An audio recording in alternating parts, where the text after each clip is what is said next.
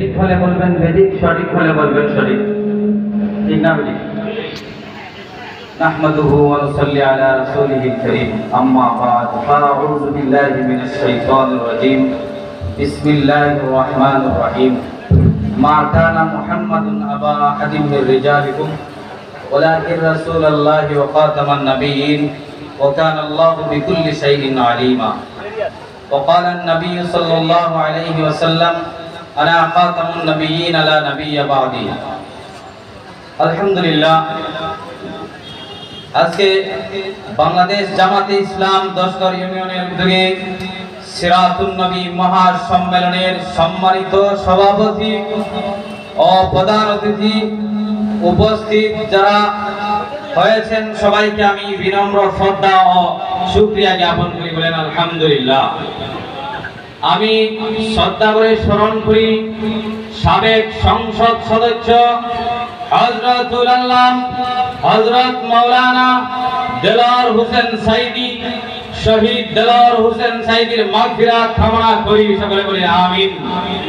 যিনি দীর্ঘদিন যাবৎ ইসলামের জন্য কারাবন্দী হয়ে অবশেষে শহীদি বরণ করতে হয়েছে। ঠিক না বেরিক ভাই? সঠিক হলে সঠিক বলবেন, বেরিক হলে বেরিক বলবেন। ঠিক না বেরিক ভাই? মানুষ এখন অন্ধ নয়, অবশ্যই মানুষ চক্ষু আছে এবং জ্ঞান বুদ্ধিও আছে। ঠিক না বেরিক ভাই? আলহামদুলিল্লাহ, যেহেতু এটা সিরাতুন নবীর মাহফিল, আমাদের নবীর জীবনের কিছু ইতিহাসও আছে, সেগুলো এই নগণ্য মাহফিলে বলিয়া শেষ করা যাবে না। সকলে বলি আলহামদুলিল্লাহ। না শেষ করা যাবে? কোন লেখক, কোন গায়ক, কোন গীতিকার, কোন বক্তা বিশ্ব নবীর জীবনী বলিয়া শেষ করতে পারে নাই এবং পারবেই না। ঠিক না ভাই? তো মহারাসূল সাল্লাল্লাহু আলাইহি ওয়াসাল্লাম পৃথিবীতে আগমনের লক্ষ্য উদ্দেশ্য ছিল কি ছিল না?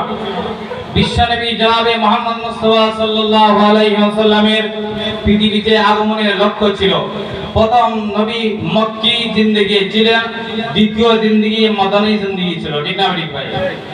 মক্কি জিন্দেগিতে 40 বছর যাবত নবী করিম সাল্লাল্লাহু আলাইহি ওয়াসাল্লামকে সবাই আলামিন বলে বিশ্বাস করত। ঠিক না ভাই? সবাই আলামিন বলে বিশ্বাস করত।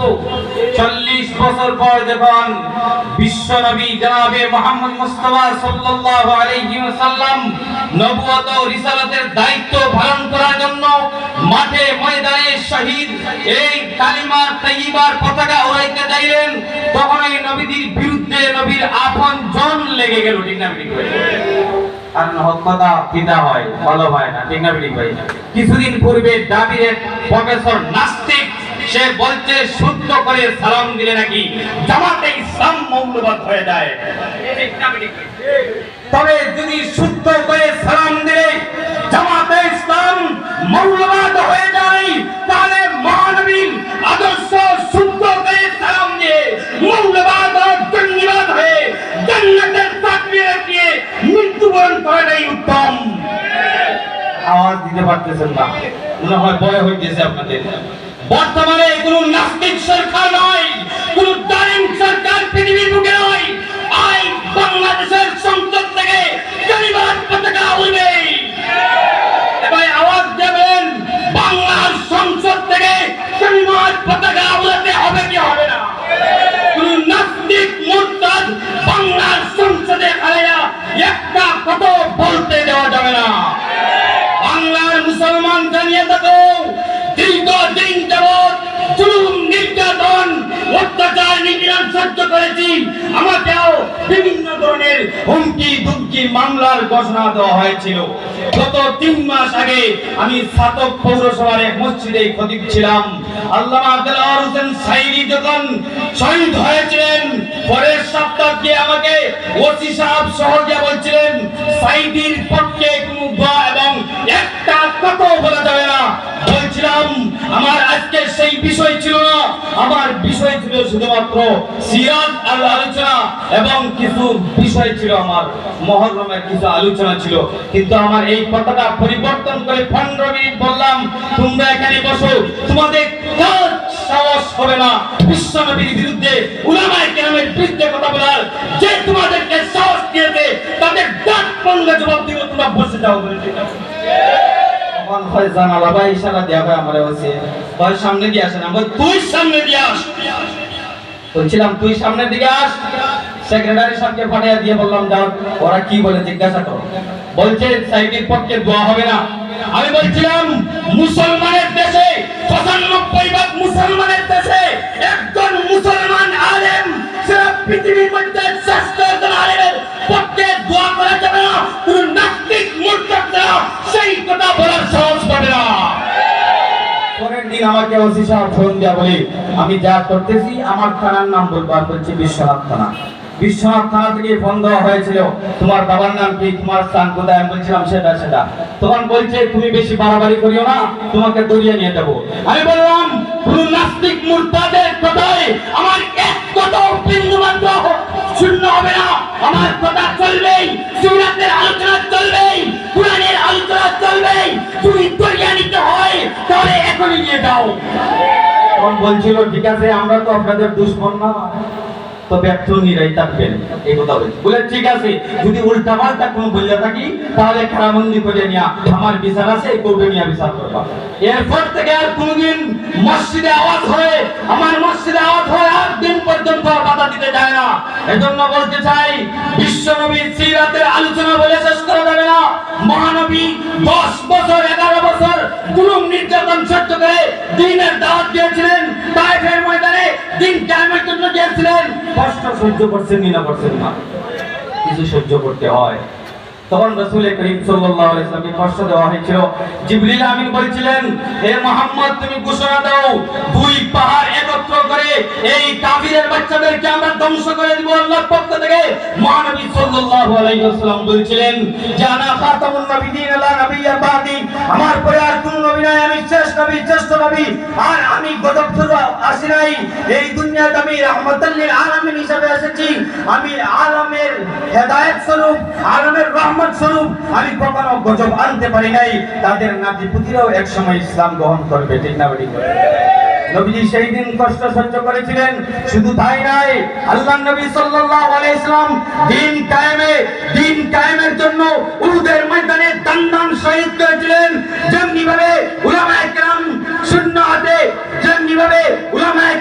শূন্য হাতে শূন্য কোনো বুঝ নাই তারপর তাদেরকে কেমন দিও বিভিন্ন ধরনের জুলুম নির্যাতন করে অযথা ফাঁসি দেওয়া হয়েছে বাংলার মাটি থেকে ঘোষণা দিতে চাই একটা নাস্তিক মুরতাদকে এই উলামায়ে কেরামদেরকে যে ফাঁসি দেওয়া হয়েছে তাদের বিচার না করা পর্যন্ত আমাদের তাওহীদি জনতা কখনো বসে থাকবে না বিশ্বনবী জনাবে মুহাম্মদ মুস্তাফা সাল্লাল্লাহু আলাইহি ওয়াসাল্লাম ইনসাফ কায়েম করে গেছেন সেই ইনসাফ আমরা বাংলার জমিনে করতে চাই কি চাই না বাংলার সংসদ নয় বাংলার প্রতিটা ঘরে মহানবীর আদর্শ লালন করতে চাই ঠিক না ঠিক ভাই অন্যথায় এই বিধর্মীদের আলোচনা বিধর্মীদের ইতিহাস বিধর্মীদের এই কুকালচার নাস্তিক মুরতাদের সিলেবাস পড়ে আমাদের বাচ্চা কাচ্চারা নাস্তিক মুক্ত হয়ে যাবে কোনদিন রাসূলের সিরাত মুক্ত হতে পারবে না ঠিক না ভাই অতএব সিলেবাস পরিবর্তন চাই মুসলমানের দেশে 95% মুসলমানের দেশে সিলেবাস হবে ইসলাম অনুযায়ী সিলেবাস হবে সিরাতুন নবী সাল্লাল্লাহু আলাইহি ওয়াসাল্লামের সিলেবাস হবে মানব সভ্যতার সিলেবাস হবে মানবাধিকারের ঠিক না ভাই তাই নয় মহানবী সাল্লাল্লাহু আলাইহি ওয়াসাল্লাম দিনের দাওয়াত যখন দিলেন তখন নবীর বিরুদ্ধে বিভিন্ন ধরনের প্রশ্ন আবু লাহাব ছিলেন আবু লাহাবকে নবীদের আপন চাচা বলতেছে নবীজি ঘরে মিটিং করেন আর দাওয়াত দেন মানুষরা ইসলাম গ্রহণ করে কিন্তু আবু লাহাব পিছনে গিয়া বলে এত পাগল বলেন নাউজুবিল্লাহ আবু লাহাবের স্ত্রী উম্মে জামিলা বলতেছে সে আমার বিয়াই সে তো পাগল তার কথা তোমরা শুনবো না তখন মানুষ বলে যদি আসলেই পাগল হয়ে যায় তাহলে এক ভুল পাগল তাকে দেখার দরকার আছে বলেন সুবহানাল্লাহ তখন মানুষরা যায় বলে যে দেখে যে আসল পাগল নয় সে তো আল্লাহর পাগল দিন কায়েমের পাগল পৃথিবীর বুকে ন্যায় প্রতিষ্ঠার পাগল আমরাও মুসলমান হয়ে যাইব মুহাম্মদ আমাদেরকে কলিমা পড়ে দাও লা ইলাহা ইল্লাল্লাহ মুহাম্মাদুর রাসূলুল্লাহ সাল্লাল্লাহু আলাইহি ওয়াসাল্লাম বললে 10টা গুনাহ মাফ হয় 10টা নেকি দান করা হয় সুবহানাল্লাহ শুধু তাই নয় সময় স্বল্প মহানবী সাল্লাল্লাহু আলাইহি ওয়াসাল্লাম যখন দাওয়াত দিতে লাগলেন পাথর মারা হলো। তখন আবু জাহেল বলল, সেই পাথরে যদি তোরে রাসূল বলে তাহলে আমি বিশ্বাস করবো। বলেন সুবহানাল্লাহ। তখন আবু জাহেলের হাতের ভিতরে যে পাথর ছিল, পাথরে বলে আশহাদু আল্লা ইলাহা ইল্লাল্লাহু ওয়া আশহাদু আন্না মুহাম্মাদান আবদুহু ওয়া রাসূলুহু। সুবহানাল্লাহ। এজন্য দিন কায়েমের জন্য চেষ্টা করবেন তো আপনার বিরোধিতা হবে। নাস্তিক বিধর্মীদের বিরুদ্ধে আপনি স্লোগান দিবেন, কোরআনের পক্ষে স্লোগান দিবেন, তখন আপনি মৌলবাদী আর জঙ্গিবাদী হয়ে যাবেন। জামাতে ইসলাম কোনো ভিন্ন দল নয়, এটা ইসলামী একটা দল।